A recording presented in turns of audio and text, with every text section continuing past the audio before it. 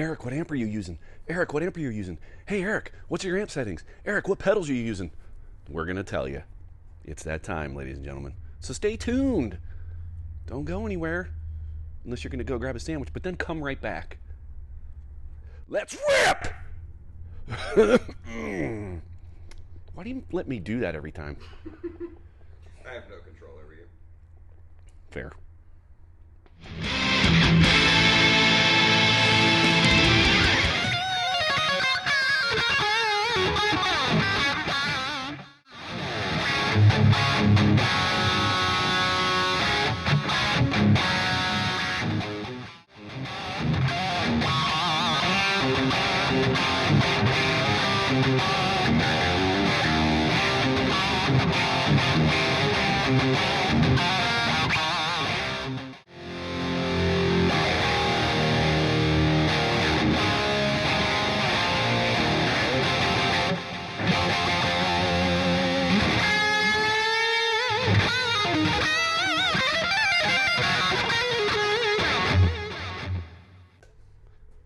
All right, ladies and gentlemen, cat's out of the bag.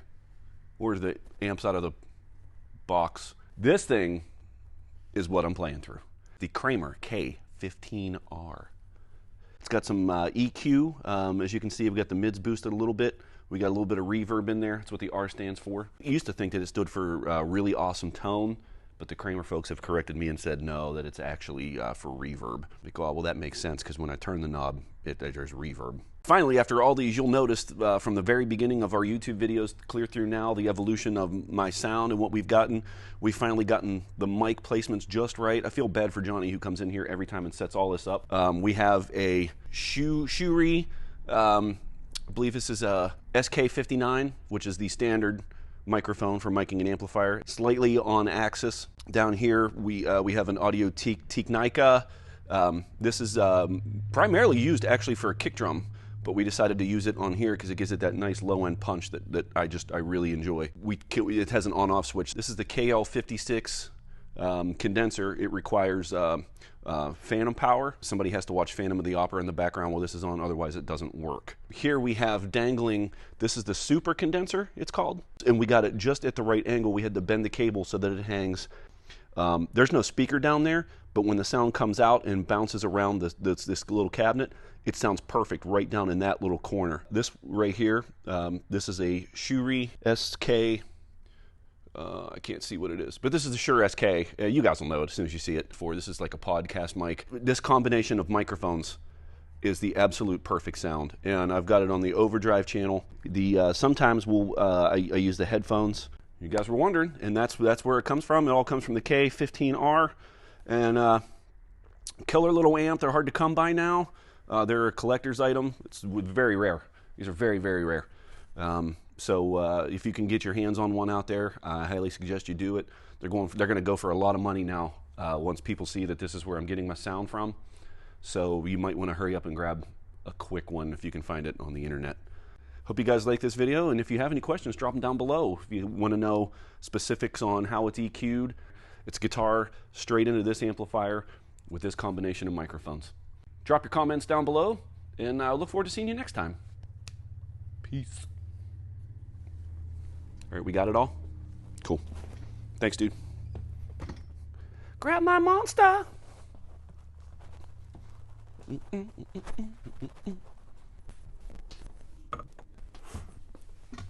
All right, is he gone? Okay. All right, guys. So, as you know, Eric loves Kramer. He can't even stomach the thought of not playing through Kramer gear. So what I've been doing is putting this Kramer amp up here and miking it up, making him think that that's what he's using. Really, he's using this Kemper down below. These cables they're not even hooked up to anything. They go nowhere. That's a lavalier mic just hanging. Look, it's not even connected. Anything. None of this. Please, please, please, please don't tell him. Everything he just said about these are wrong. Like this is none of this is hooked up. None of it. It's sitting right here. I don't even understand how he doesn't see it. I've been running him direct into the interface. There's no sound even coming out of anything. When he's sitting up here, all you're hearing is just, that's it. I don't know how we got to this point, guys. But please don't tell him. Please.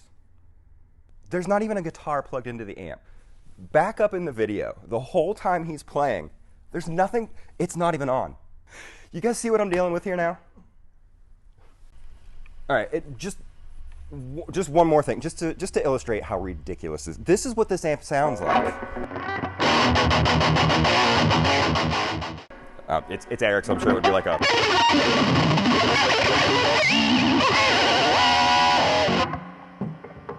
He cannot know this.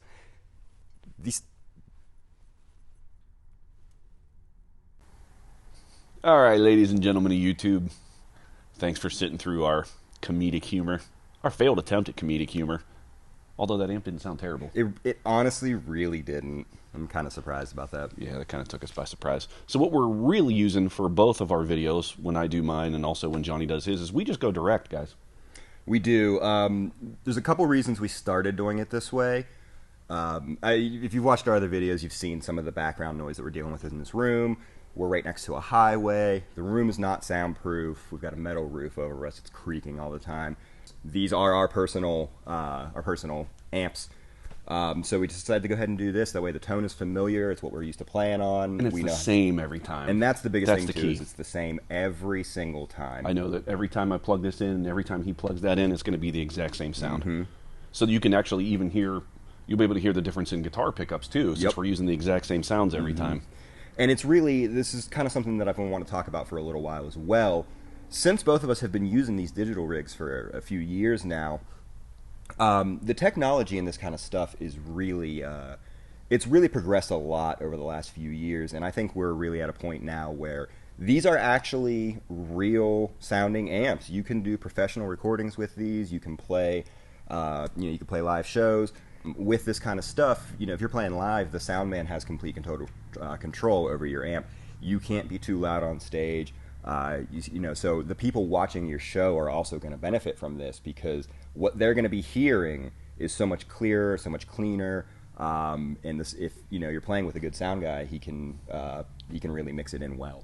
That's it. That's all you need. It really is. Also, honorable mention to the Fly Rig, the Tech 21 Fly Rig. That's another great direct device. Yes. For acoustic shows, I've used the Richie Kotzen, the OMG. Mm-hmm. All right, well, guys, we just wanted to cover that with you. We're glad you watched, glad you stuck around.